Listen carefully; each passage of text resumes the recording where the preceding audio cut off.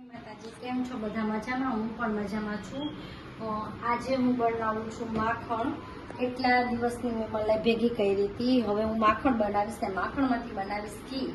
અને મારે આજે રસોઈ બની ગઈ છે વહેલી, એટલે 2-3 વધારાના કામ હતા એ અત્યારે વહેલાસર કરી નાખું, એટલે કાલે આ બધું કાંઈ કામ આપણે આડું આવે ને. ચાલો, તમે જોઈ શકો છો કે મેં છે ને બનાવ્યું છે પાલક પનીરનું શાક અને પરોઠા પણ બનાવ્યા છે. આપણે જ્યારે જમવા બેસું ત્યારે હું તમને એકાદ આખી ફૂલ ડીશ બતાવીશ. પરોઠા પણ આપણા રેડી છે, સબ્જી પણ રેડી છે. હવે આપણે અત્યારે માખણ કરીએ છીએ. માખણ થઈ જાય પછી આપણે લોકો એક બાજુ ચૂલે મૂકશું ઘી અને પછી જમવા બેસું, કેમ કે ઘી થશે તો આપણે જમાઈ જશે. ચાલો, હવે આપણે થોડી વાર રહીને મળીએ. અને ઘી બની જશે, માખણ થઈ જશે તો હું તમને બતાવીશ કે માખણ પણ થઈ ગયું છે. જોઈ શકો છો કે આપણે માખણ કાઢી લીધું છે અને આ છાશ પણ સરસ થઈ છે ખાટી, એટલે આપણે છાશ પણ ઉપયોગ લેશું. અને હવે આપણે બનાવશું ઘી, માખણમાંથી ઘી.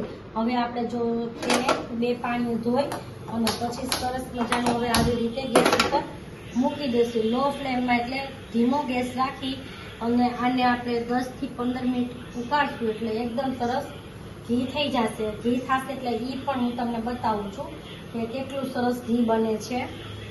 થોડી વાર રહીને 10 મિનિટમાં હમણાં આપણું ઘી પણ રેડી થઈ જશે. તમે જોજો બધા.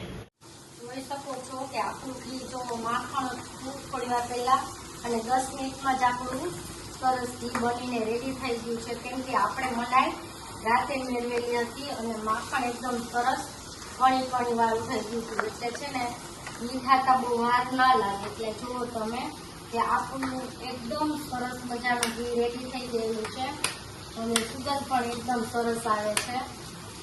જોઈ શકો છો તમે કે ઘી કેટલું સરસ છે. અને તો એકદમ કણી વાળું થશે આપણું ઘી.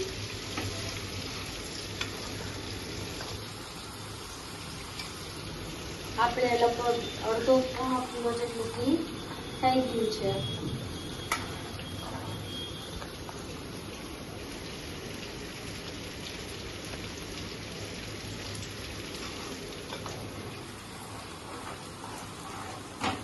ચાલો, આપણે જમવા બેસી ગયા છીએ. જોઈ શકો છો આપણે જમવામાં પરોઠું છે, પાલક પનીરનું શાક છે, પાપડ છે, મસાલાવાળી ડુંગળી, અથાણું, માખણ, છાશ અને મેથીનું પણ અથાણું છે. અને હાલો બધા જમવા માટે.